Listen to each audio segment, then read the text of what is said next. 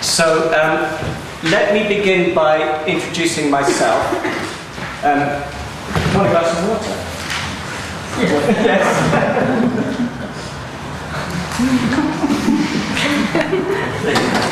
Anybody else? My name is Jonathan Burrows. I'm a choreographer.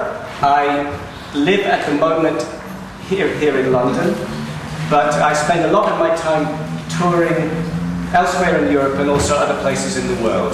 At the moment, I'm touring a trilogy of duets that I made with the composer Matteo Fargen.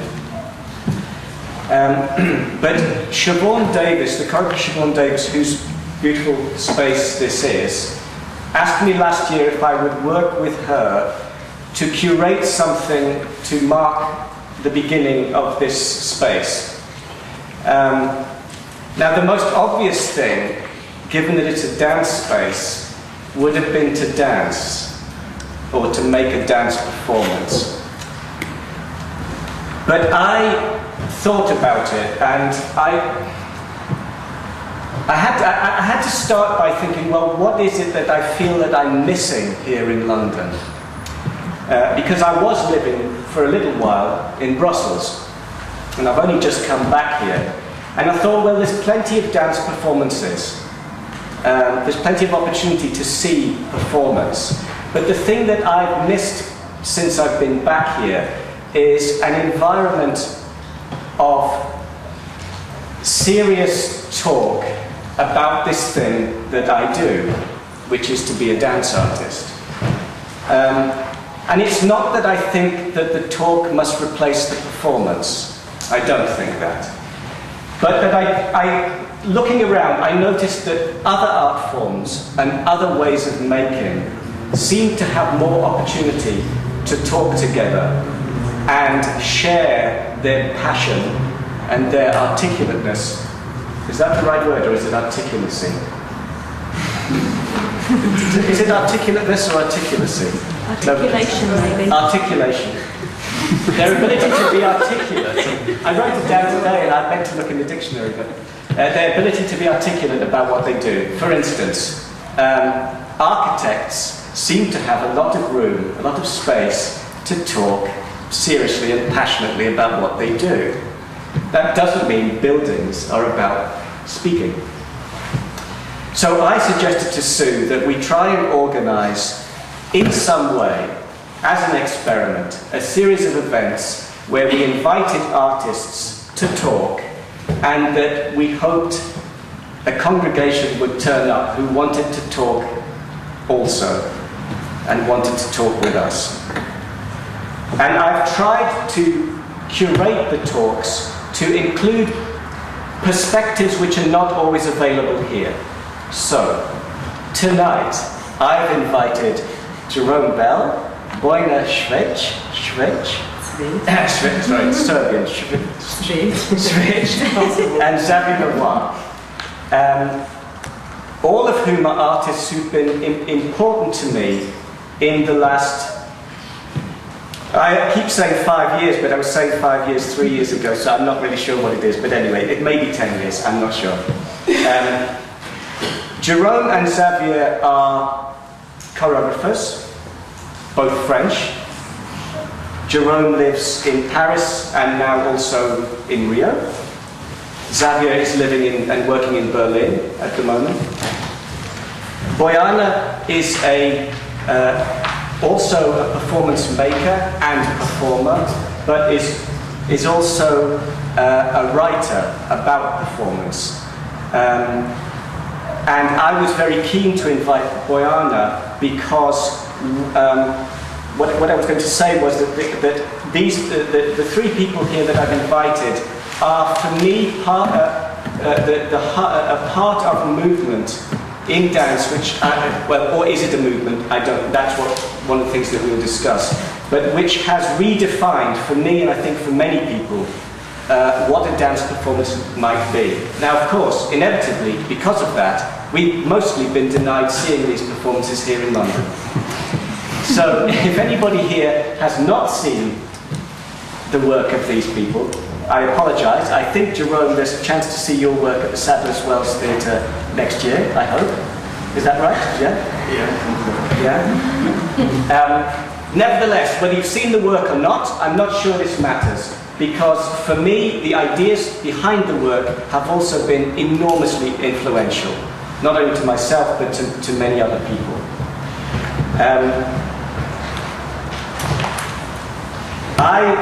My idea for how to run this talk is based loosely upon something that I've started to do in workshops that I lead, which are mainly talking workshops. And that is to play some kind of a very loose game where one person can ask a question.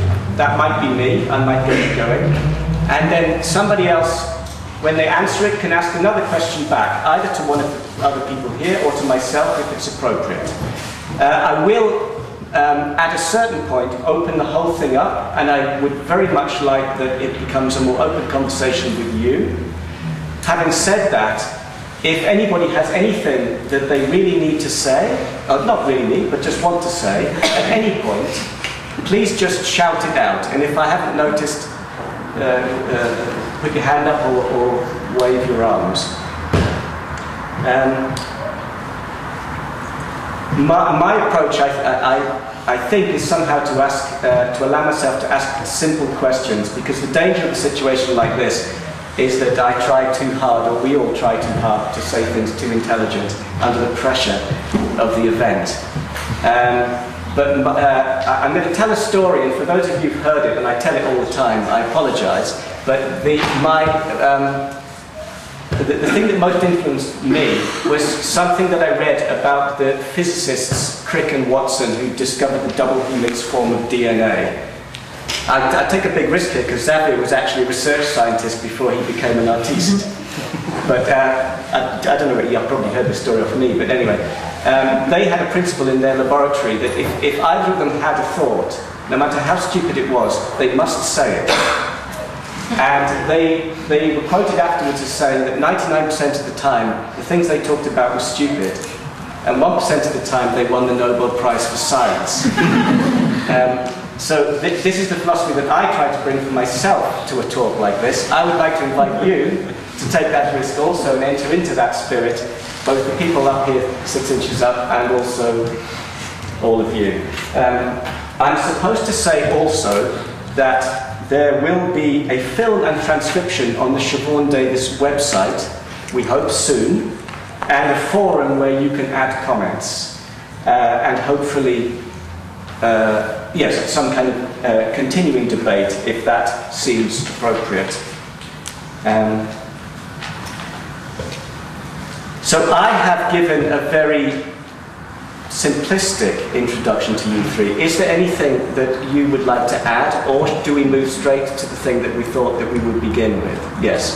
So this is something that I have known Xavier and Jerome and known their work, but have never really had an opportunity to sit down with them like this and say and ask them, how did this begin? What this thing that you're doing, how did it begin? And when we were talking earlier, both Jerome and Xavier commented that this, to begin by covering this chronology would be useful and also interesting. So shall I ask you that question and hand over to either of you? Yes.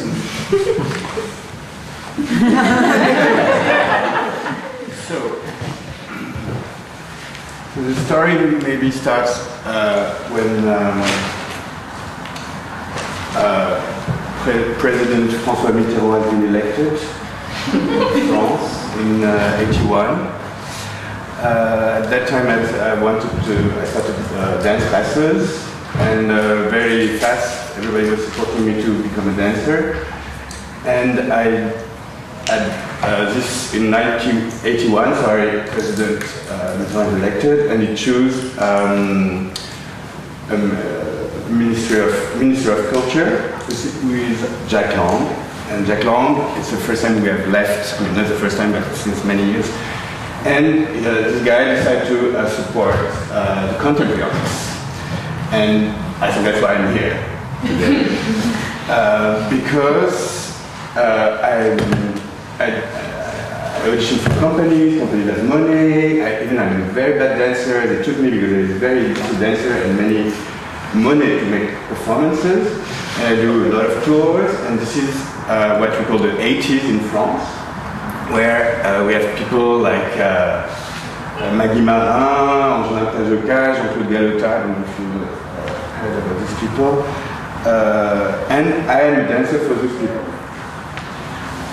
But after 10 years, so in 92, I'm a little bit bored with what is happening on the dance scene, and I start to. And I made a lot of money. No, it's very important. I mean, because I've been working for the Olympic Games, that Philippe Découfflé did the opening ceremony in the Winter Olympic Games in Albertville, and I was his assistant, and I made a lot of money.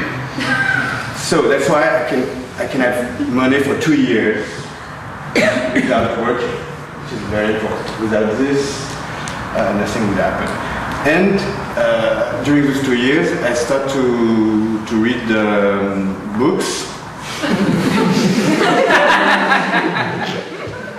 because there is a library which opened down my apartment, and I can, for free, I can have writings like Roland Barthes,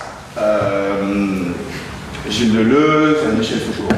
And before, I'm a little bit afraid to spend some money on buying their books. I feel, I think I won't be able to read them. But the fact that it's free is so I can take them, and in fact I can read them.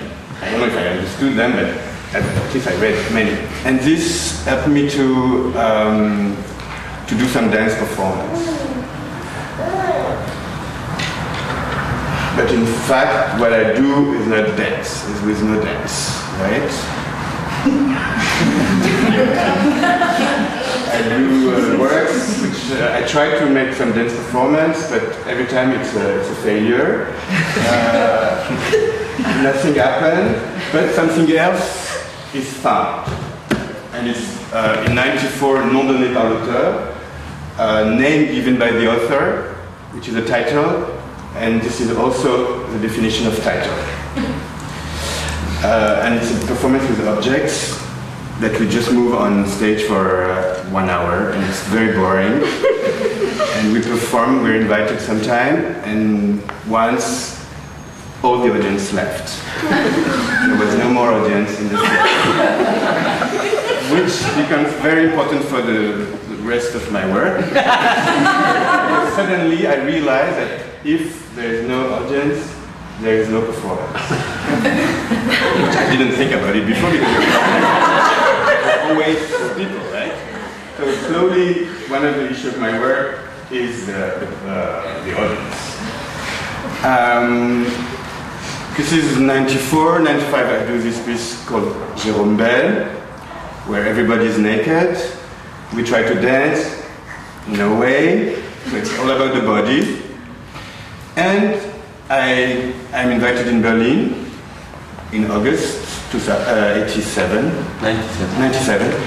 And after the performance, there is a debate. Of course, there is always debate because nobody understands the work.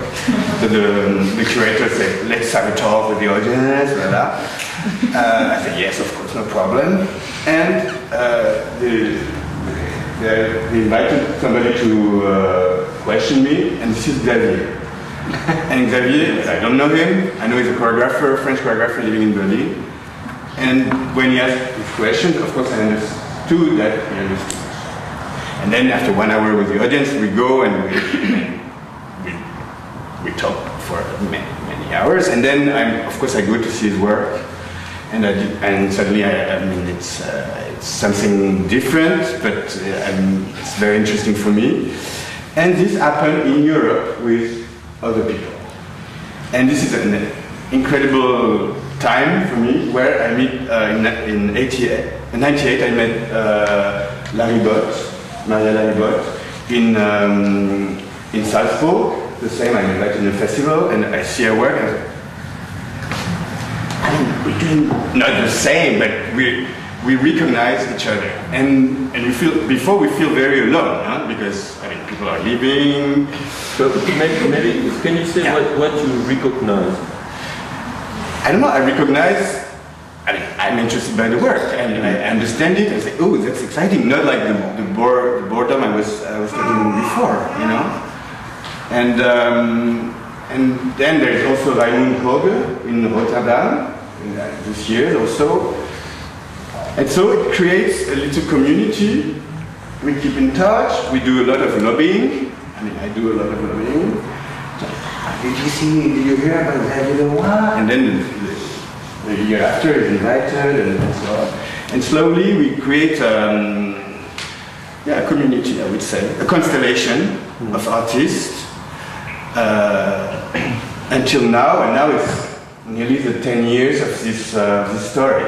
And we are also, there is the community of the artists, but also there are a few critics which are understanding the work, writing, and we fall into the arms of them, like, yes, you understood, exactly.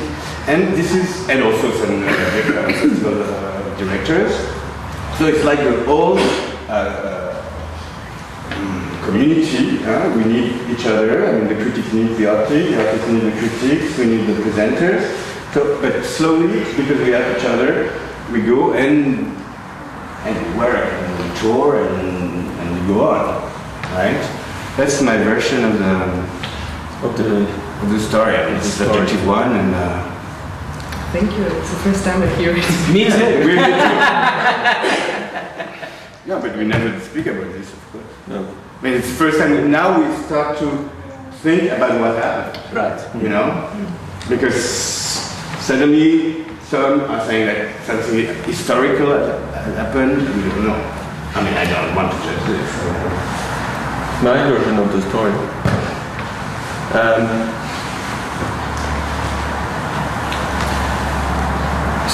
So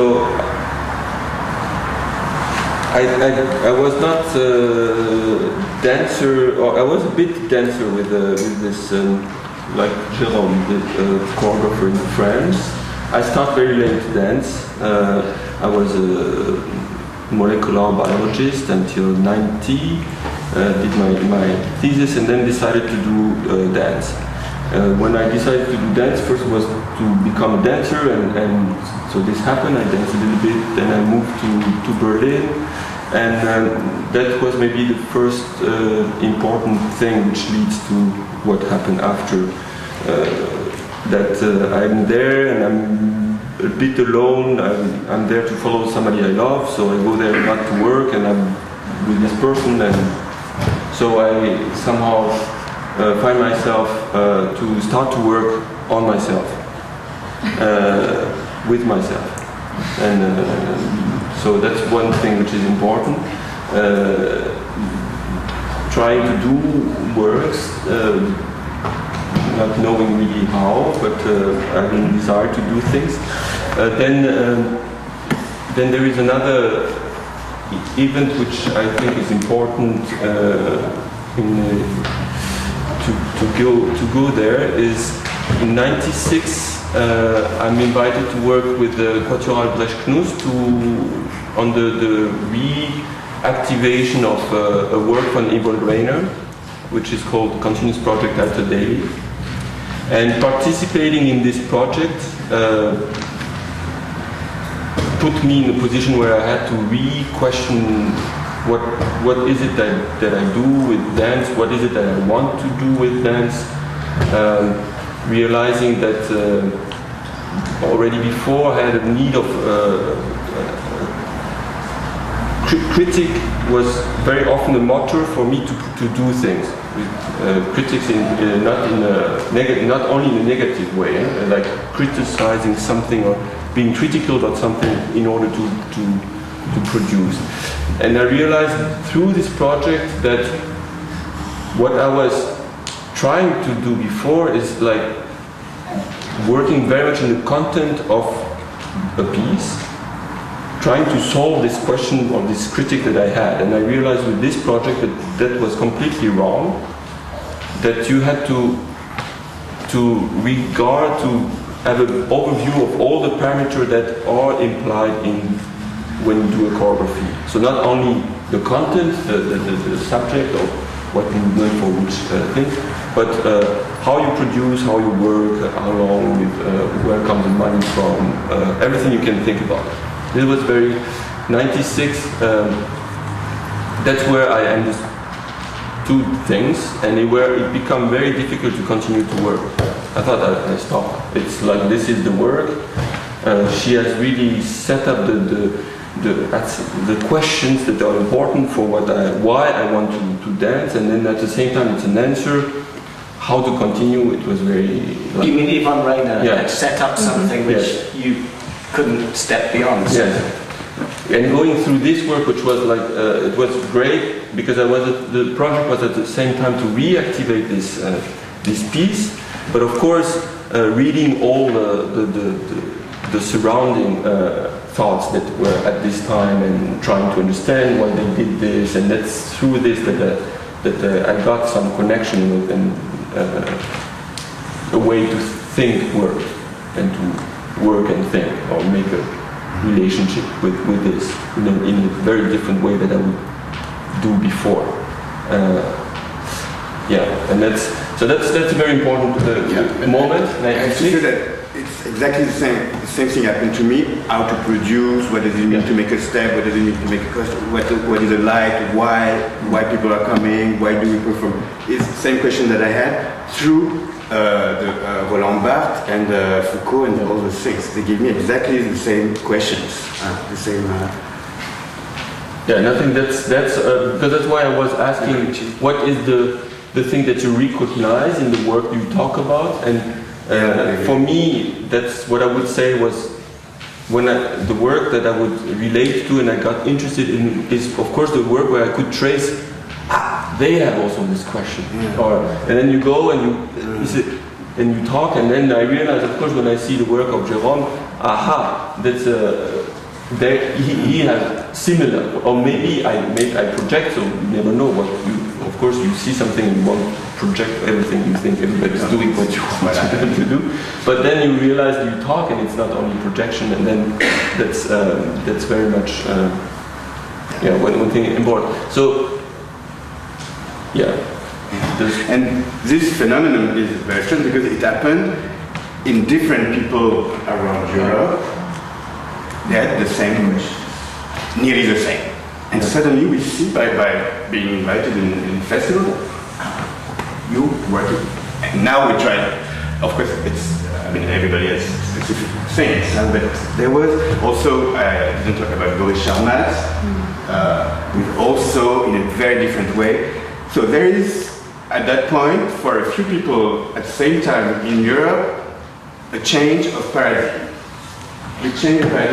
We don't have the same question as the one before us.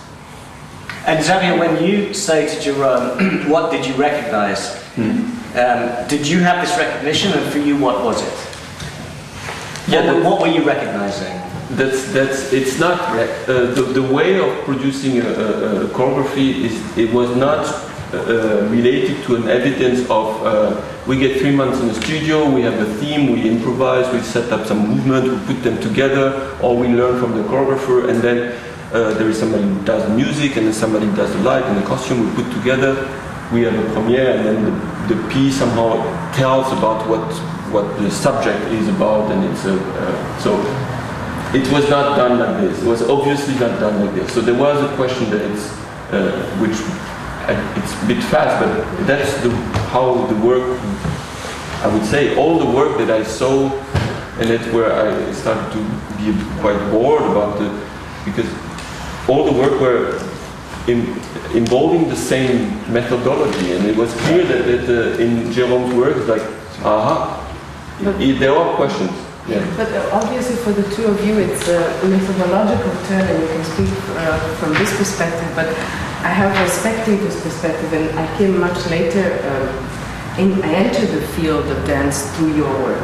So for me the recognition was a certain kind of identification that not only the way this work was made, but what it meant and how it addressed audience, and what other tools it employed and what other domains of knowledge it implicated. And basically it was another also performance or another theatrical reality, which I was also part of because I started in '99 working with a Dutch theater director, Jan Ritzemer, and we happened to be performing in the same festival. It was strange that our work that originated in theater could be better presented in dance festivals than in theater festivals. And I think it's for the same reasons that you state of this paradigm shift, and that the paradigm shift is exactly what happened in the 90s on a large scale, and maybe this would include your work, Jonathan, as well, in the sense that it was, all of a sudden for me, work became open, and when I say open, I mean open as an open concept, open-ended concept, in the sense that each performance would set a game, like a language game, with certain rules, and there was a certain, I think that the unspoken contract or implicit contract was that there was a tendency towards a greater transparency of the rules. What is the rules that you play as the spectator? And there was this almost speech act, this performative of performances looking back at you, looking at it. And this is something that I saw in your work a lot, and I think it culminated in The Show Must Go On, of course, but it was also in Xavier's work and many other, even in the work that Max Stewart made at that time, in the 90s, in the end of the 90s. So it was also part of a kind of theoretical atmosphere, or discursive atmosphere, which was larger. Can everybody hear? Can I just, are we down okay? Okay, but then can I interrupt with a stupid question? Or maybe it's not stupid. It's certainly something that it's the question that would automatically come up for me. Is that each of you have been very articulate in a way that I completely grasp about the thinking behind the desire to work. But I still then want to say, but then how did you, when you decided to work, how did you begin, and then how did you continue? What was the process, and how did the process relate to this, what Bojana describes as this paradigm, shift of paradigm of the thought behind the desire to work? So, I mean, Xavier, with you, when you started to work alone, what did you do? And in what way was it different from what you thought you might have done? So when I started to work alone, it was like this. I go in the studio, or it was a room, it was not a studio, with some, well, whatever, it was a room. And I was, at the very beginning, I was trying to produce movement that I thought I had to do. It was very much being around and do movements, but with no aim of. And also, I worked. That was '93. I started. That was the very first step, to be in a studio and alone and do movements. And it was with no aim to show. I was really working alone, and no aim to make a performance. No, so first was like this, and then there was the encounter with a friend. He was a musician. He's a musician, and we exchanged. And we were talking about what we were doing, and then there was this exchange of, I started to show him things, and he would start to play some music he was doing, and then we had this, like, we would do things for each other. That was the beginning. But then I had a second beginning after this 96, 97. So that's. when I did Surf and Finish in '98, that was the second beginning in the sense of there was a need to do something with throwing out everything from before and starting from throwing out everything was in relation to not produced like I had produced before with I need light, I need music, I need dancer. Was really like, no, I don't need all this, I will see what I need, I need to do that, and then I will see what I really need to have. So that was a second start somehow to make it short. And Jerome? With It's the same. And when I'm just like, we will never talk about this before. You always say question. It's very strange because what he's saying, we start, nom donné par l'auteur, the first piece, saying we don't make a piece, we work. Are you listening to me? Yes. Multitasking. Thank you.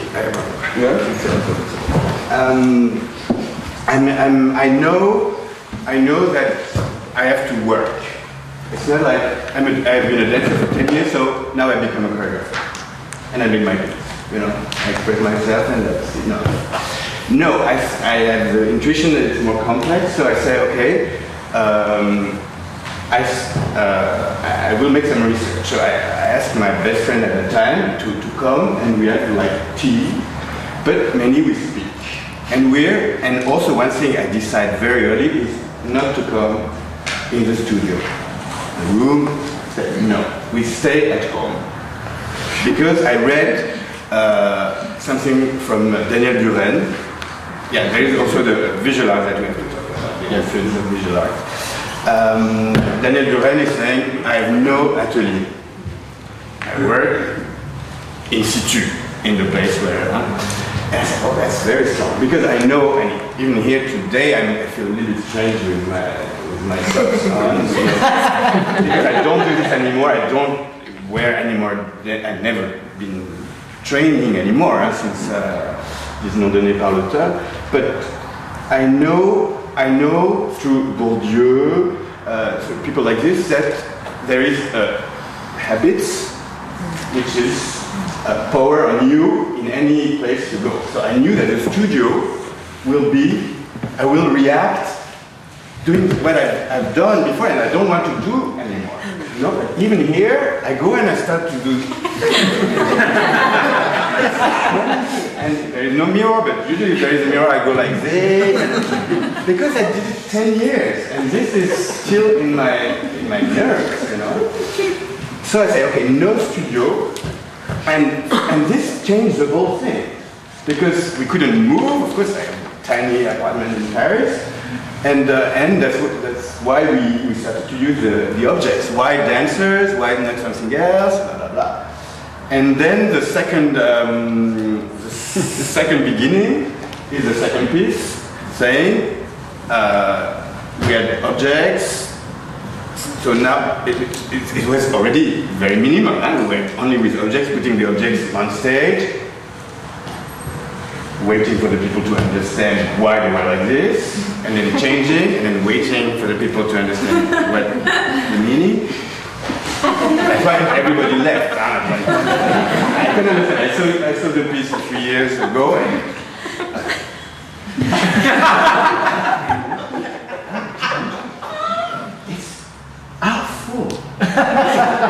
I know you like it. Yeah, this is a very snobbish.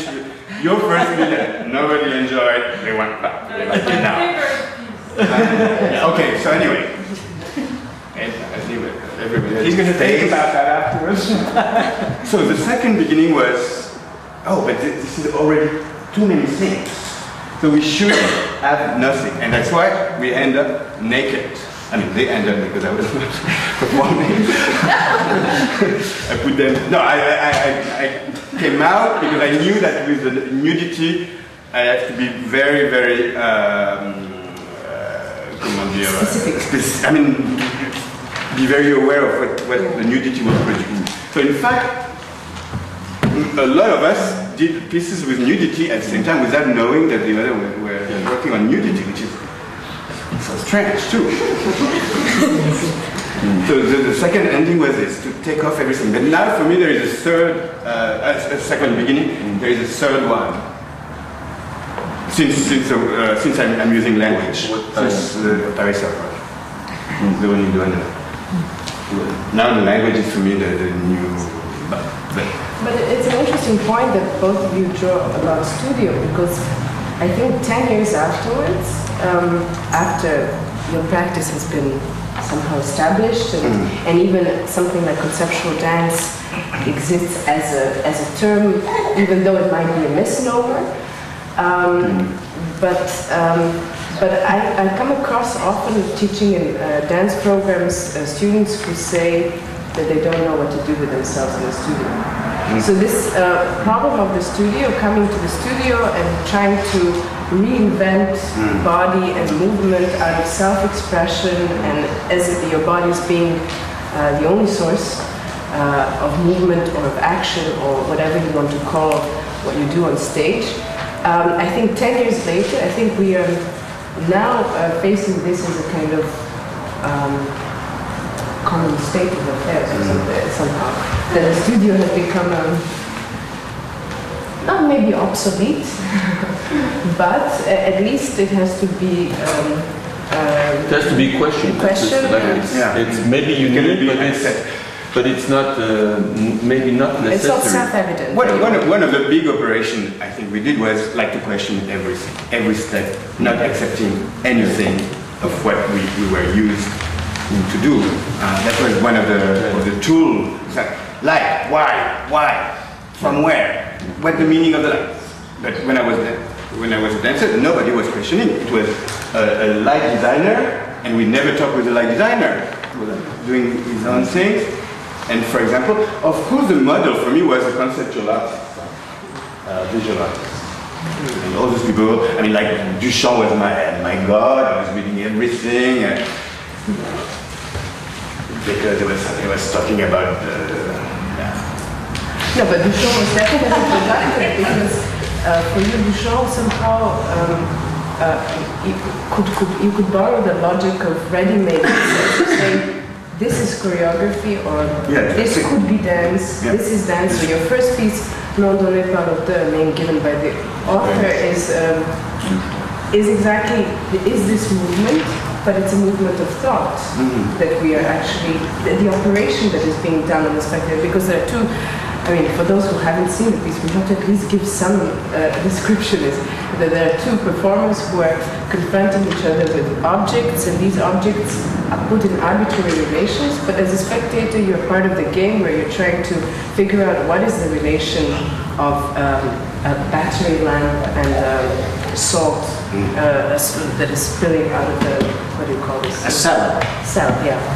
And then both of them create movement, but sometimes the movements are subtracting each other, adding on each other, and so on. So it's a kind of writing, and that's why I think, even though you say nowadays that what you make is theater, I think there was a point in time when both of you insisted on calling it choreography in terms of writing, that it is writing that precedes dancing as just a spontaneous expression of the body and movement.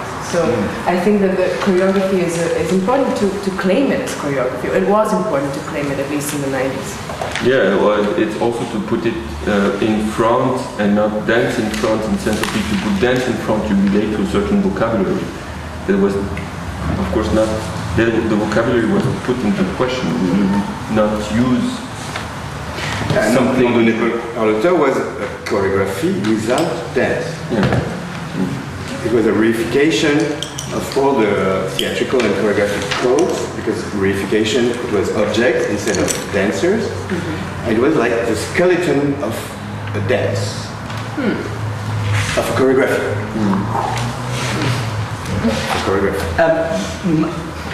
the thing that excited me about both of your work when I saw them was a sense that my perception of dance, and indeed my frustration with dance, was that it seemed not to be able to deal with language. And as a human being, I found myself, as all human beings are, very articulate in language, and then forced in some way to make a choice in dancing to leave behind that possibility of being articulate. And when I saw both of your work, I saw dance work which for the first time, I think ever for me, seemed to do all the things that dance could do, but admitted of language, allowed language to exist within the performance. But it interests me that so far this evening, neither of you have spoken about language, so then I wonder if this is a byproduct that I happened to see when I saw the performances, or was something I was looking for, or is indeed something that you were thinking about to do with language. I think it's obvious with Jerome that he is working with language. With language. It was, for example, the objects that we were putting on stage, waiting for the audience to understand the meaning, was a word. We were expecting for a word. And then Jerome Bel, the second one, the naked, they write on the wall of the theater, they write on their... and Jerome Bel is clearly about the gap between body and language. This is really, and the main theme is the I, the ouch. When he writes on the partner I, which is ouch, just, can you describe it? My English is so it's one of the performer takes with the lipstick and writes something on his, her hand, his hand, and then goes to the back of the performer and does like this. No, only once. Thank you. Okay, so one, and then the person, then you can see, then it's written I, which is ouch. Ouch. Ouch. Like three. So, and this, the onomatopoeia, was the closest language with body, and it was stick on the body. So this was my... Which also for me makes sense in relation to body. You know that you have your body when you have pain. Eh? If you don't have pain, then usually if you don't, the way to feel the body is to have pain. No? Yeah, that's a way. That's one way. Yeah. That's one way. I mean, it's mostly the one way that.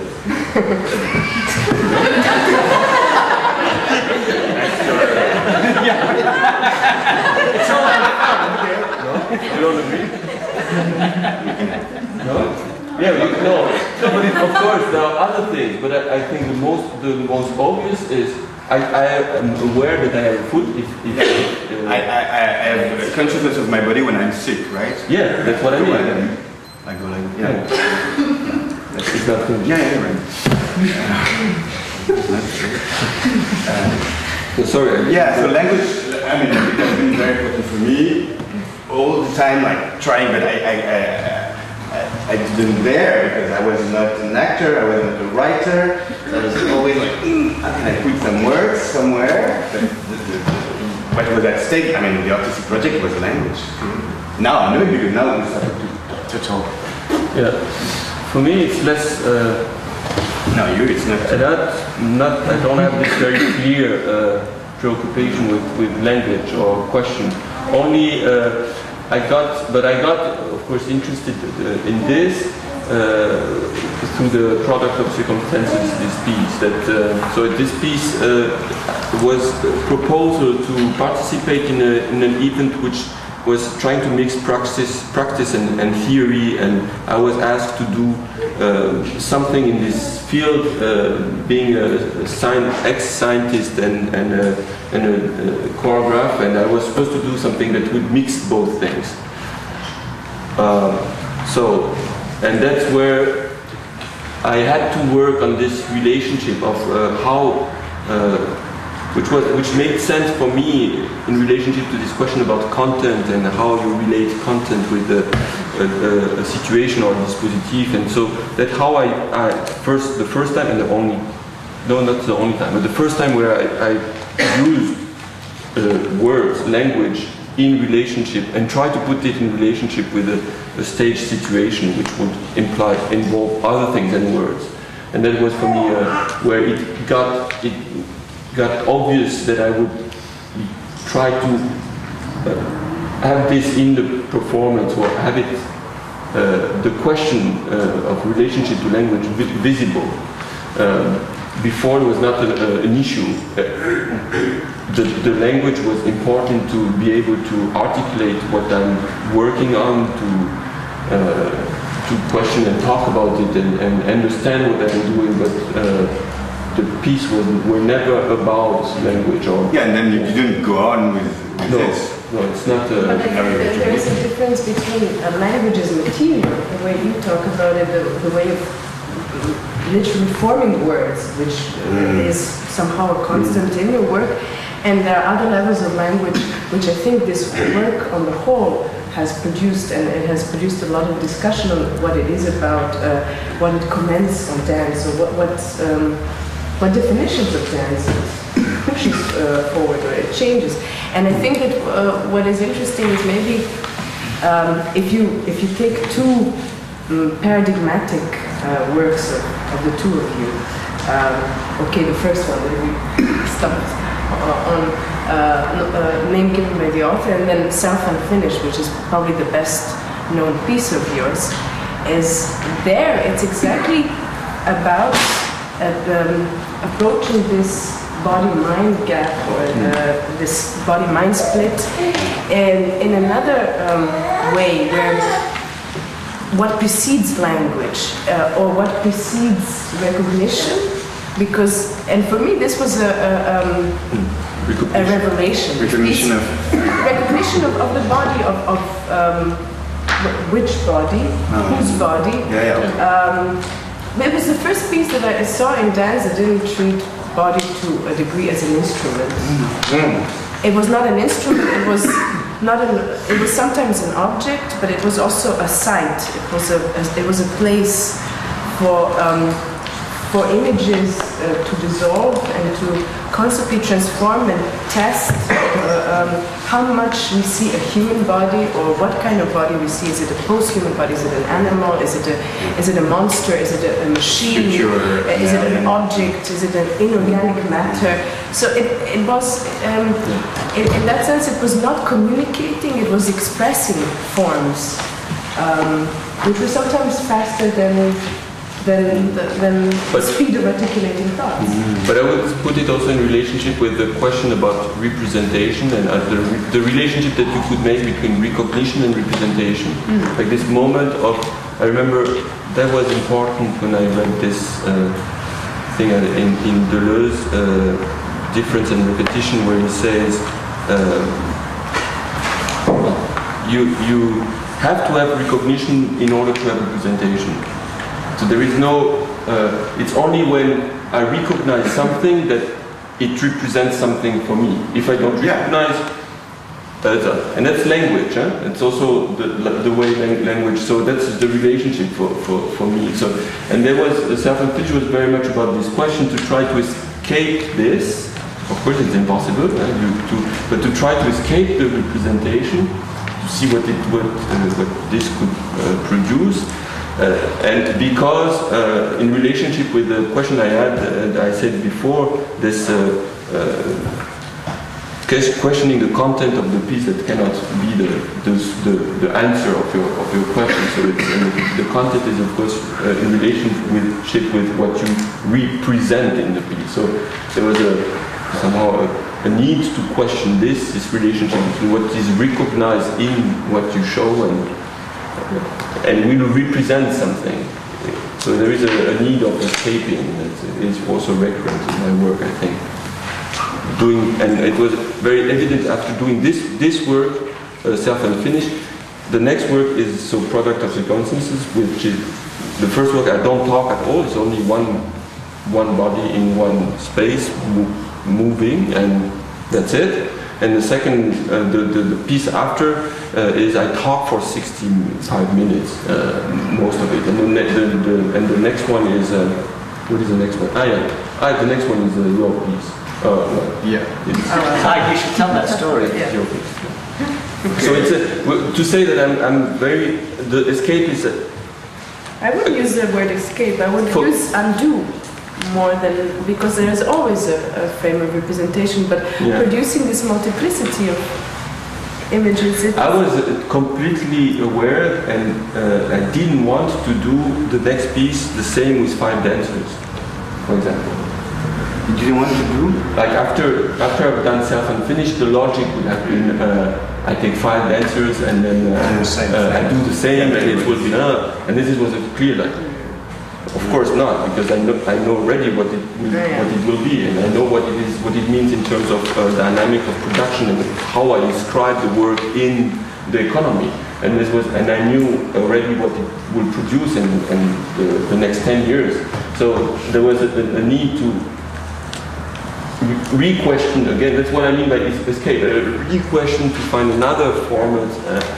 No, it was constantly problematizing in order not to consolidate the signature. Exactly. Meaning that you don't want to produce a language that will have a style, that will have a vocabulary, and that will fall into this kind of regime, this methodology of show copy model. Which is what the economy wants you to do. Right? Yeah. What is the difference between presentation and representation?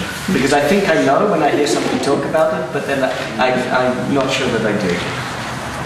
When is there a presentation and where there is no? Where you would say you see presentation where there is no representation. Well, I always think that that's what I do. I know when what I do might represent something, but there seem to be places where it doesn't necessarily represent something; it just presents something. But that might, that might not be how you would perceive it, which is why I asked the question. I think the binary is more presence and representation, or people always argue for presence against representation. But I think that's a false debate in a way, because there's always presence and always representation. But what is interesting about representation, and there you're right, when you claim that what you do is not representation of what you're doing, because how would you say that? Theater representation, in the sense that you don't, it's not that type of signification. That what you do is not standing for something else, for someone else. So it's not in the regime of science. And that's I think, so there's not something that transcends the action. The action is producing meaning on the spot, and it's not representing. Yes. But with the interesting language with you, does that mean necessarily that you are dealing with science always? Yes, it does. Yes. Oh, yes. Yes. But you, Xavier? I cannot not. I would like to, but I know that I cannot not.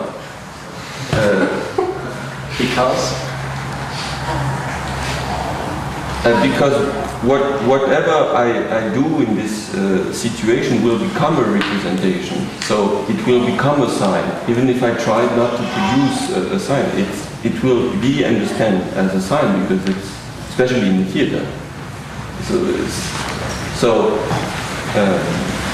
Yes, but it's not the starting point, which I would say that for Jerome is very much consciously, and where you would say. I remember one of the things that was striking to me with the works I saw from Jerome at the object was like this, but very much the Jerome Bel is all this, and after the shotology, that he would use the body was something that holds signs. It's like there are signs, and they are older. They are themselves signs, but they are a place where you stick sign and they produce sign, and it's very much this awareness of. So it's like this. So I will do this. So this is this sign, and then I will do that, and this is this as a sign. And if I link this, then maybe I can shift the signification of the signs. But it's very much the way I understand the work of Jerome.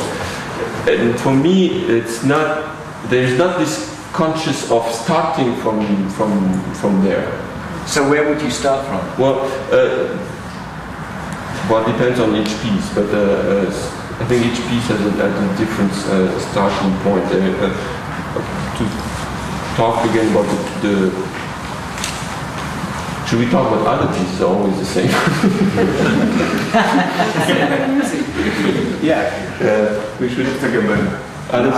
Yeah. Yeah, where we are. Yeah, maybe now. Yeah. Especially Where I am. Yeah.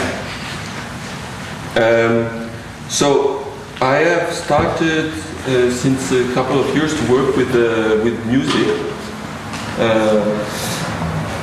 which I had stopped after this 96 or 90s after 97 actually. So this first piece after that self-unleashed was no music is too complex. I cannot handle all this relationship between doing movements on sounds and sounds on movement that would give the signification or atmosphere. It was too complex. I could not deal with this problem. Too difficult. So the music at this time was always used to frame the piece, and very much as signs, consciously as it's a sign for something, and it's very often before the piece has started, but at the beginning or at the end of the piece, but very much on the border. So it will not interact with a physical action. Very much the music is there, but nobody is there. So that was the way I kind of used the music. So I didn't have to deal with this question of how I move on the music, or using it very obviously as a sign. This is a music which it makes 1, 2, 3, 4, 5, 6, 7, 8, and that's the way we use it, because we need the 1, 2, 3, 4, 5, 6, 7, 8, and it's so obvious that the music has no other possible complex relationship. So that was it. But through a commission, actually, for the first, I tried to work on this question: movement, music, sound. What kind of meaning this produce, this relationship, and is it possible to understand and to shift the meaning that we have in this perception of a movement accompanying a sound, or the sound accompanying a movement, and how this influences our perception. And I started to work on the gesture of musicians that produce both movement and sound, and that's the starting point of where I am now. Somehow to say, okay, at this moment, if the best example is I do this, the relationship sound and movement is really perfect. No? It's really, it's like it's. Well, third you can be a bit more complex, but still, it's if we want to reduce, so it starts from there. And of course, the musicians are much more elaborate than this, and they have according to instruments, they have and I started to see all different movement production, which is a recurrent question in my work, I think, to how movement is produced and what movement produces. So there I have. This movement is produced to do this sound, and there is also for me a very clear relationship. So that's how I got in this work now that I do, going through Another a very important step was this proposal to work with music from Helmut Lachenmann. I don't know if you're familiar with this composer, German composer, 70 years old, somehow important, very important history of contemporary music.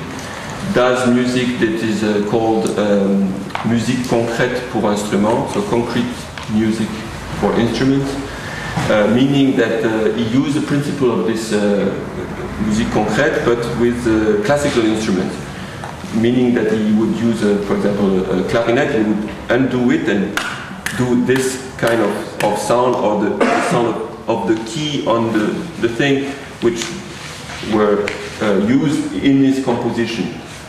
And it was proposed that I do work of a music theater piece with this composition from this composer. And one thing was interesting for me is the difference of when you listen to a CD. So I first got some material, so I listened to the CD, and so first time I listened to one piece, I don't remember which, and after I say, wow, this is modern music. So, contemporary. Yeah. No, you say modern. Yeah, I would say modern music. Meaning, meaning something like this.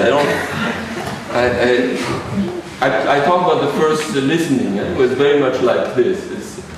Okay, so you listen it again and again, and then after 10 times, I don't have a music education, so that's also means probably why I proceed.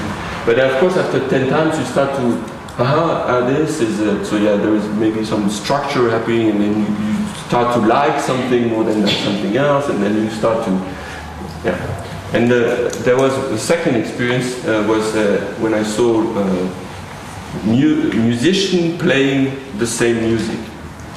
Then there was, of course, there was one anecdote very spectacular that in one of these pieces from Helmut Lachenmann, there is a moment where the clarinet player stands up.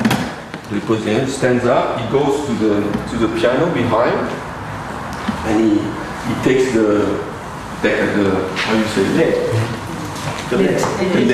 the lid, and he stands like this. He goes he stands with the lid up, looks the piano player, and then on one of the notes he goes like this, and you see this and you hear, and he does some sound, and I hear, aha, wow, the sound, but on the CD, yeah, probably you hear the sound, but in middle of sound, so. It's very stupid example, but the thing made me listen, and if I see, I hear something else, and then I have another contact with the composition, and so this has made another work which was trying to exactly stage this and produce a setting where the music would be listened differently, and there would be developing an awareness of what is it to see and hear and see, and for the musician to play with instrument or without instrument. So I do the movements that should produce the sound, but I don't have the instrument, so they don't produce the sound. It's all a game with all the combination that you can imagine. You see the instrument, you don't see it, you hear, you don't see, you see and you hear, and all the combination. And this made an evening piece staging that and working on very much like only on this question of how, and of course the work of Helmut Lachenmann is great to work on this relationship, because I think it's very much about that. He starts with an instrument and look for all the possible sound that he can. Can you say that you stage the music? Yes, very much. Yeah, yeah, it's very much. It's very much a staging of the. You make it visible.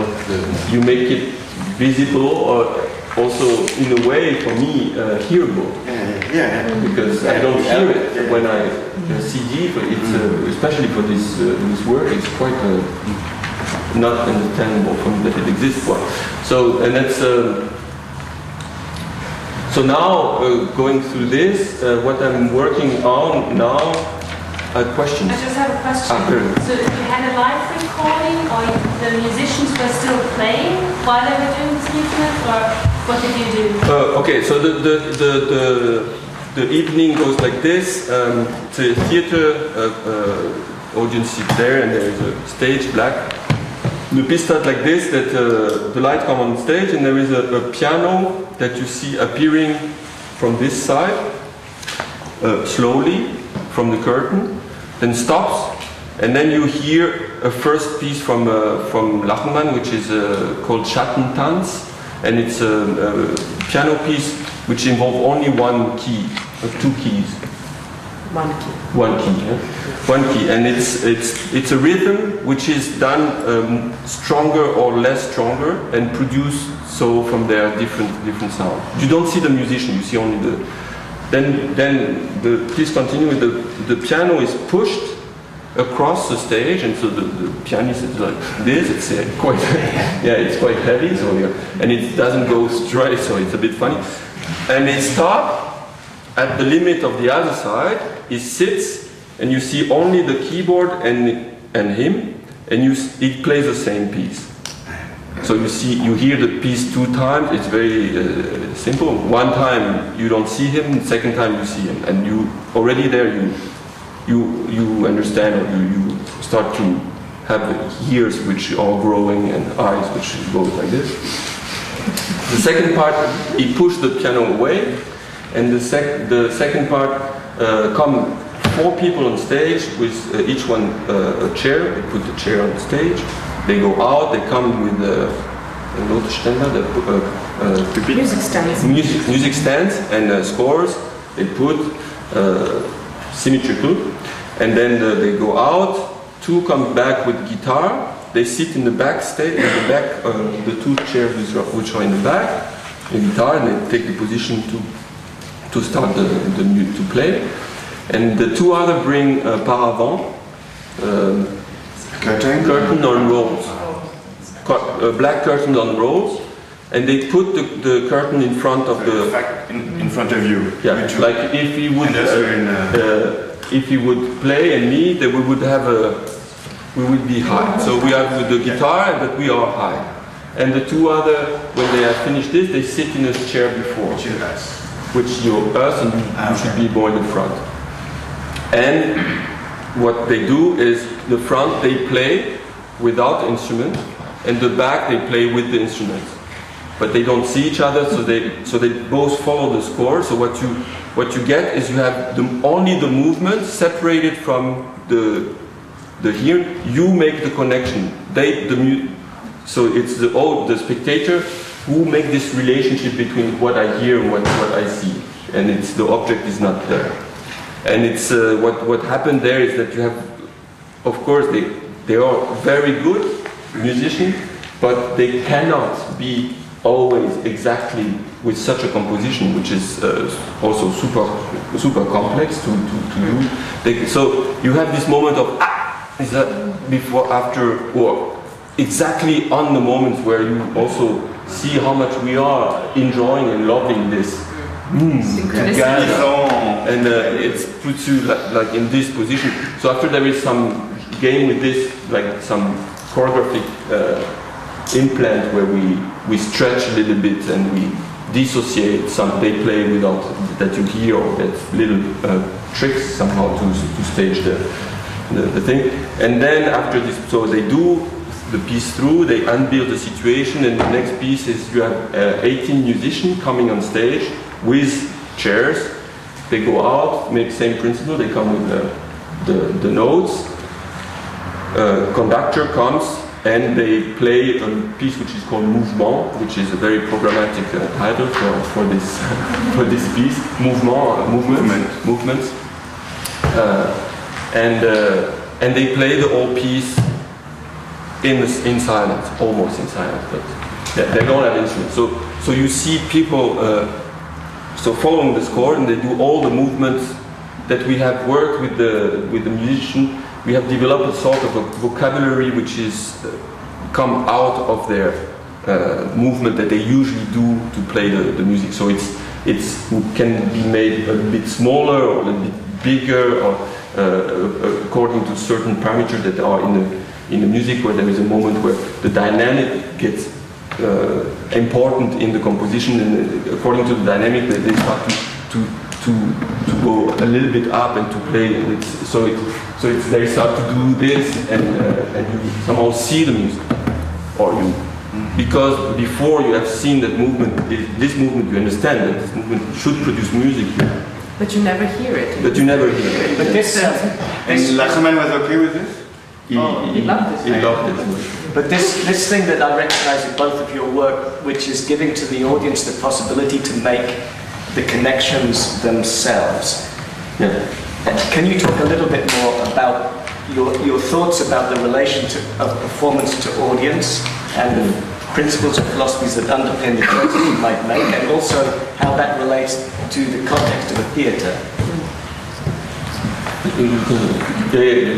Yeah, but okay, I told you the birth, the primal theme, which was like everybody left in the theater, and I thought my career was finished, because I'm a as I always said, if I would be rich, I would be only a spectator. It's good for me to be in the theater and dance field, to be able to watch performances. So the spectator has been my goal. For different reasons, I mean theoretical ones, like Roland Barthes takes about la mort de l'auteur, the death of the author. So the main idea of la mort de l'auteur, death of the author, is that we consider usually the written text by Proust or James Joyce, and we should also consider all the interpretation by all the readers of the same text. This text has an effect, has consequences, which are multiplying the possibilities of interpretations. This has been for me very important, and I constantly worked on emphasizing the consciousness of the audience to be an audience. So, of course, this goes against the fascination that stage can produce on the audience. The admiration is not good for this. So all the work, and for me, one of my big experiences as a viewer has been Godard, Jean-Luc Godard. When you see a Jean-Luc Godard movie, you never forget that you're watching a Jean-Luc Godard movie. I think it's very important. So it means I am dealing with Jean-Luc Godard. And the image of Jean-Luc Godard.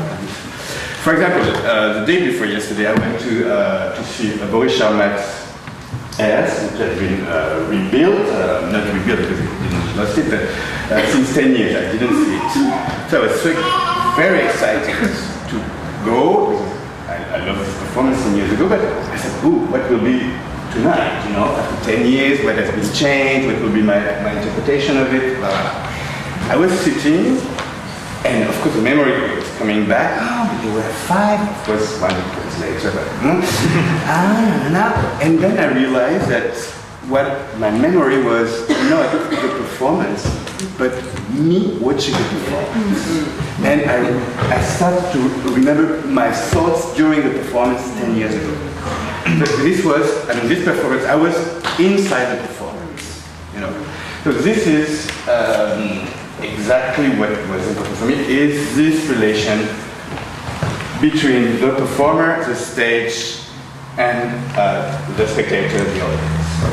This is what is at stake, one of the big... I think that this was at stake, especially in The Show Must Go On, because I remember watching it. Yes, in 2000 when it did it premiere in Brussels? I saw it in Brussels. No. The first time it was performed in Brussels, I saw it.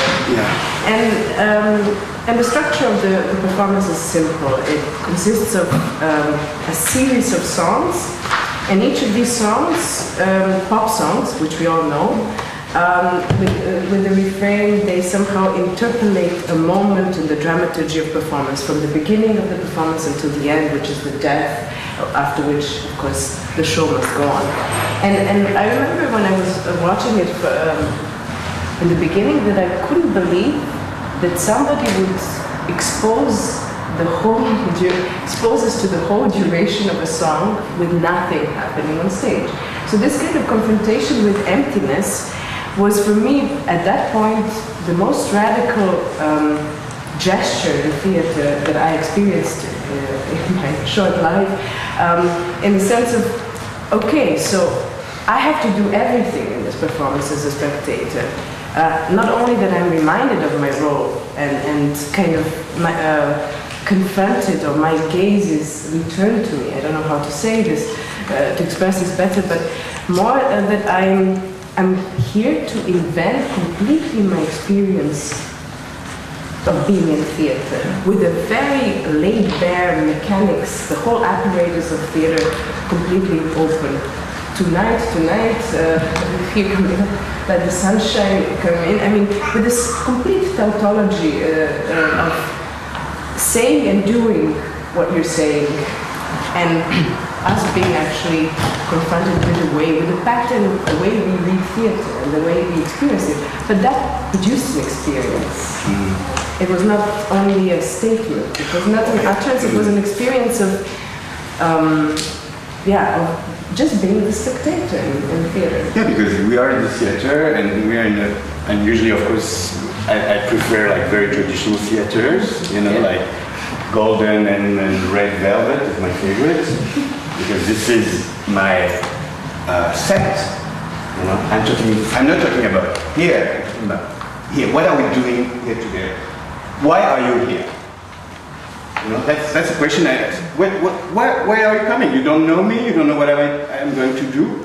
No, I'm not famous. I'm not doing Swan Lake. They don't know what they want. So that's the question. Why are you coming? And to reactivate the audience, and the best way is to empty the stage. You know, the more you're doing here, the more there will be less. I mean, all the energy comes here. If you go down with the energy here, it means you kill the performer, which is my favorite thing. They all perform dead for hours. So when they're dead, who is living? Where the life can be. And it's in the audience. And of course, sometimes it's too lively. And I reactivated too much. But I took some risks. I mean, it was an experience. I tried. Did you have any thoughts about it? Or I just think we've been talking for an hour and a half. Should we open it up a bit? Yeah, sure. Then because we won't go past 9 o'clock, but maybe not even that much. But is that good? Because I could sit here for. We were talking about the audience. Let's go. Let's reactivate the audience. Shall we go? First of all, thanks a lot, Jonathan, for letting us have this incredible opportunity to hear things that I never heard before. You're on his board, you should know all this. Especially about the very beginning. And so I have a stupid and practical question for Xavier, since you said that you were all alone in your studio, and I already imagine starting in 93, and that you created Self-Unfinished only in 98. How did it go? All these years, all alone in your studio. Could everybody hear that? Because there's some, I think when you speak from the audience, you need to shout really loud, because the problem is we're all facing you. You're facing away from each other. So well, basically, I thank Jonathan very much for letting us this incredible opportunity to hear about this. And I asked Xavier, since we have the chance to talk about the very beginning. He said that in 93 he started all alone in his studio waiting for his lover in Berlin. And she was there. His first piece is only in 98. So what did you do for 5 years? 6 years. How did you prove? No, I did work. So self and finish is not the first piece. I did work, but I started in '93, and there was this exchange with this person. So I had a couple of friends where sometimes I was showing something and we were talking and it was perfect. I didn't need more than this. And then, so there were things done, and I had this exchange. But and then at one point, a friend talked about one of these events to Denise Lucioni, who was doing the Fondation Cartier in Paris, this was in and then she came to me and said, I heard about this and that, don't you want to show this and that in this evening? And I say yes, so that's how I did some of my first piece exposed to the audience. And after that, when it starts, somehow it continues. So I did that was a first piece, and then there was another one, in '95, and yes, and after I did a few pieces in four pieces. Another question. Hi, I just wanted to ask about the term conceptual dance, given that this evening is called not conceptual. Yeah, I pointed that. And the question was, this chapter wanted to ask about the term conceptual dance, given that the evening was called not conceptual. There you go. It's there. Should I answer? Yeah, cool. I don't know who coined the term, but I think it was snatched like this and it was definitely a misnomer because, of course, it was borrowed from conceptualism and visual art, but and it was used, in fact, to polarize the field between something that was even called, I think, in some way, think dance. So thinking, opposing thinking, and thinking and feeling. And there was no dance. Non-dance, non-dance, but it's still very trendy to use it. I don't talk when they say, you belong to non-dance, I don't talk to the journalist.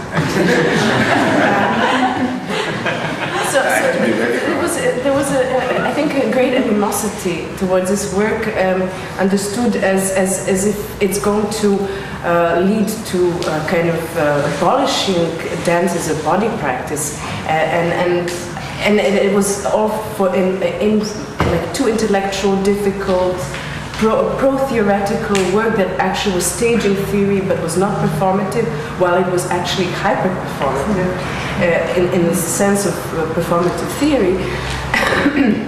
But I think that this chapter is somehow over because the field is much more diverse, and it's not only represented by, I would say, by Jerome and Xavier sitting here, but there is another generation. I think what is interesting about this conceptual is that maybe they were the first authors, choreographers who conceptualized dance in terms of questioning all these parameters of work that we named in the discussion.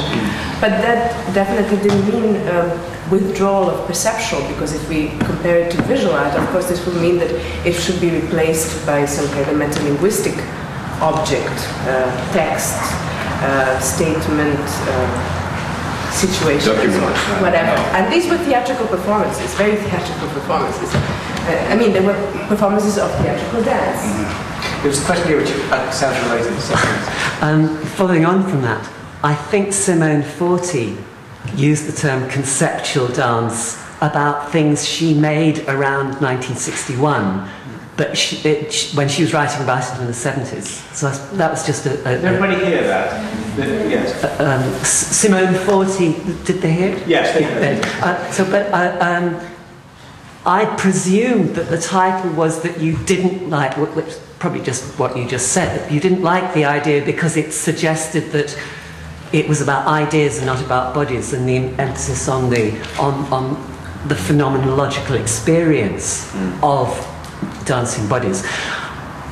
When you were describing the piece just now with moving the piano across the stage and the staging of that composer's work, it occurred to me that what you were describing was presenting music for the audience to see, and that I'd come across a French writer writing about phenomenology, talking about how you might watch dance with a listening eye, and whether it's about challenging the notions of, which on a conceptual level, challenging, on a philosophical level, challenging the separation between dance and words, dance and music, the different art forms, according to certain limited notions of how we perceive.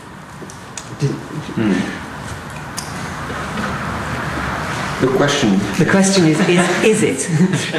Is the interest about challenging those boundaries that were set up in particular ways, and that the way they're set up is limiting? Well, the challenge is about what the relationship between hearing and seeing, and there are two modes of reception that we have as an audience, as each spectator sees, and how this the issue is how this relate and how this construct what I perceive. So for me it's much more at that level than at the level of listening dance or hearing. No, what was that? It's the listening eye. Listening eye, yeah. Because you listen in time, but you see spatially. Whereas some people say, well, it's not like that. And we think that way, but actually, it's more. But I think it also erases the idea what we conceive as dance, as certain movements we see there is dance too. You see, it's not. It doesn't have to be what you think. So you can sort of look again at movement, although in a different relationship. So I think that's just also cleanses the... Yeah, no? One of the concepts and it's pure language that we use, we changed this because of Bourdieu and people like this. We didn't use any more dance, but we used choreographical fields. We changed the whole vision of it. It means this is not a landscape, but a territory, a field, where dance is not the only thing. It's more horizontal and large like this. And what we try to do is to go on the limit of this field, how to extend this field. That's why the work, when they were saying it's non-dance, it's anti-dance, I remember also, said, no, it's not against. We love dance. I would love to produce some dance. I cannot anymore. But my project was always trying to. Okay, I couldn't. So I said, okay, this is a field, and I go and I extend this field. But it's not against the dance. I would like some of the dance. I would like just to add that it was also calling it conceptual dance was also trying to how would you say, downplay this movement as a kind of revival of the 60s and as a kind of return of a repressed influence that actually never took off in Europe, and that was Judson Church then.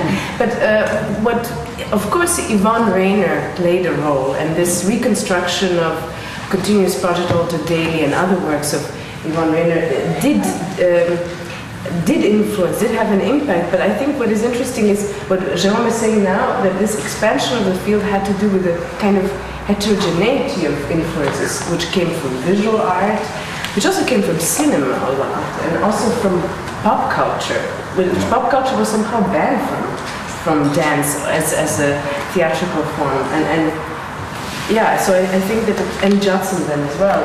Because there is also a paradox of that you could see that it is at the same time very specific to the medium of dance, what is done. There is like, it's going very far away from what is called multidisciplinary or it's like, it's extending, but at the same time being exactly in the middle of what actually dance is about. So, and that's maybe disturbing, because of course it would be easier if you put the screen on stage and put a little bit of electronics would solve this question. But I don't think that that's the way we will resolve this. I think you're stick to this idea of dance, meet less. Yes, yes. It's more the theatrical representation. This dispositive, this archaic dispositive. Why is it still going on, and how can we? Sure. Why? Yeah, because my question of the field, to see that the field we are not, I mean, now we're everywhere or nowhere, but yeah, because my questions are very into do you think that using the lens or screen is not likely to or not possibly the coordinates? I mean, is it something where these concerns you have might work or might not work? I'll just repeat that. Do you think that using the screen is not a... It's not, I'm trying to draw together various different comments that have been made by each of us actually, but whether it can or... Whether it can or can't be a way to further this paradigm. Yes, exactly. The screen. The lens. Television. Because I think in reference to something that you said about this is not multidisciplinary, I could solve it with a television that was in the space. Can it be filmed? I think she means make. Can it be filmed? No. We refuse. This is a devil. No, we're working on the live performance. If there is a movie, there is no more performance. There is no more theater. What theater is based on is on the liveness of the performers. You can interrupt. That's the last chance of theater. That's what I emphasize maximum. It's because I know that TV, internet, blah blah blah, but I cannot just switch off. But here with us, you can come and say no, and and that's the essence. I mean, one of the essence of theater. And at least then it can sort of exist in my memory. You see? When That's I go the only and I thing don't which have is to existing is your memory after the show. And then I can tell him what I saw. That's what is left. Yeah. The experience of it. And it will be a different experience for everybody. So, a comment here, a question. But do you not think by now we should be speaking of conceptual art and not making such a division between dance and art? Isn't dance part of the art? The statement was, do you not think we should be speaking now of conceptual art and not making a division between conceptual dance and conceptual art? I say no, because it's not like she was saying, it cannot resolve in a statement. I mean, a conceptual art piece could be, Jerome is stupid. That's a conceptual statement. If I do performance, I need the liveness of it. And this is escaping, there's too many affects, too many things which are escaping to what a pure intellectual, conceptual decision is. I think I use the conceptual strategies, but then, before before the premiere, and then we're on stage, and here something else is happening which is not under my power, which is escaping, which is time, which is you coughing, the baby crying. This changed my work. It cannot be as it's also the work cannot be replaced by the idea of the work, which would be the sense of conceptual art. Conceptual art, as far as I understood, the major idea is that there is an idea and that's a piece. And that's enough. So that and this with exactly with the situation of the theater and of dance, it's exactly what it is not possible. So it is. We have to activate it every night, and it will be another piece every night. But also it's not possible to have death on stage where it's a live body because the body is still living. Can you say it again? It's not it's also not possible to have death on the stage. Exactly. It's not possible to have death on the stage. That's why Obviously the body is living. But it's Exactly, figurative. that's- And it's I've died on the stage. I die all the time. My favorite part. My favorite role. I mean, to perform death is clearly we're touching theater because we know here. If I start to cry, you may be saying that maybe I'm really crying or I'm a good actor. If I die, you're sure that it's not true, right? So that's why death on stage is we're touching theater. We're here. Yeah, illusion machine. Illusion. No, but why I say that because I saw your piece Jerome Bel by Jerome Bel in Kortrijk in 1999, and 99. I think it's the first piece that I thought was really a pure dance piece. A pure dance. Ah, yes? Jerome's piece, Jerome Bel, this lady thought was the first piece she'd seen, which is a pure dance piece. And it said to me that it's impossible to do nothing because the body is alive. Yeah. So the piece said to this lady that it's impossible to do nothing because the body is alive. I was not aware of this yet, but then I went further and we couldn't stop performing death on stage. This was like, because this is impossible. They're alive, you know. But I, Question of sorry. but I just Come back. I don't think that it would be productive to reduce why this is happening to theater just because of the presence or the live presence of the bodies. Because at some point I could also imagine this work without bodies, but it's still happening in theater where the body would be obsolete. But what is essential for me is that it is happening in theater, and I think that that's maybe the ground where the two of you meet is that you treat the dispositif of theatre, which I think is a very bad translation, and I've been always corrected when I wrote it in English, but I don't know, theatre apparatus, however, English, yeah. Where this what you said, I think, is very important, this live presence of the audience, which is normally in theatre representation treated as one entity, as a collectivity, temporary collectivity, community, but the work has such a complexity or is so challenging that in a way it potentially addresses singular spectators because it forces them to examine their own spectatorship, seeing the regime. And this is, I think, why it is happening and why we need to experience and why it's happening in theatre. The question over there. Yeah. Do you have any opinions on how your research and work might affect dance training today? Do you have any opinions on how your research and work might affect dance training today? It's a brilliant question. Yeah, I have a little anecdote because once the company was invited in Avignon to perform, and it was a festival with a big workshop.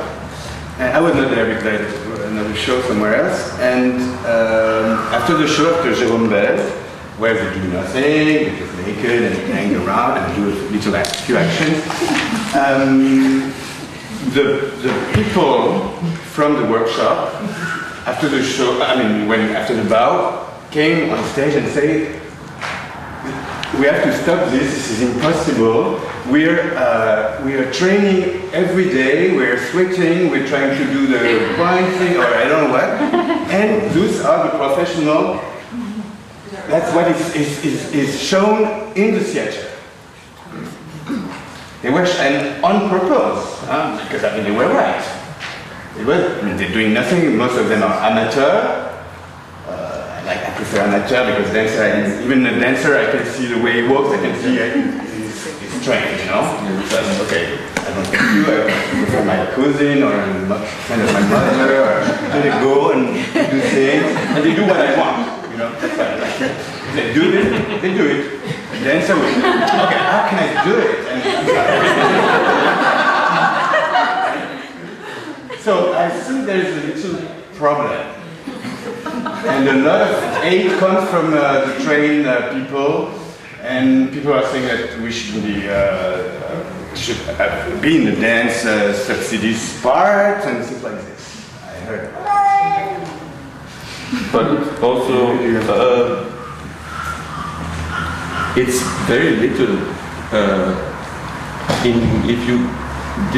If we can talk about this kind of work in the quantity of production, I think that's not a problem. People can continue to train and they train because it's a lot of other possibilities. I don't see everybody work like this. It's not. It's stay from but maybe I don't see enough. But from what I see, it's still very little work which are using this kind of practice where you might think maybe training is not necessary.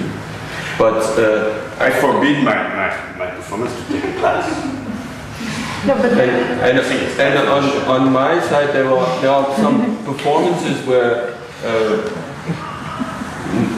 especially one performance, you need somebody with good training. So it's not for me. It's not a problem. Not an issue. But it's also important that I think that this work has also produced very bad epigones. What are epigones?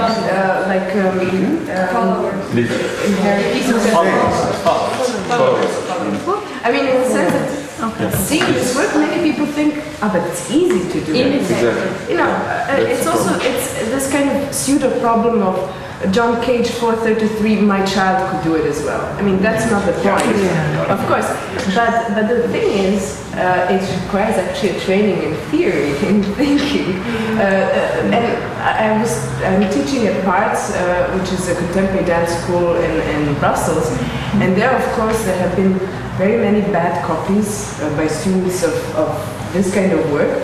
But then there has been also a good revolt against this work. And I have seen one generation come and reclaim dancing bodies, but on a completely other level, on a level of complexity where it involves training, it involves very different body practices and regimes, but also conceptual thinking of what it is to make a performance. So I think it actually has only kind of positive influence. Sorry, go ahead. No, I see some young people like using the tools, the strategy we should, like for example this guy in Brazil, Jonathan Burrows, who's very young and he's a hip hop dancer, and he saw our works and he's using on hip hop and it's like, wow, because they're dancing. But that's what the epigones is that's very dangerous.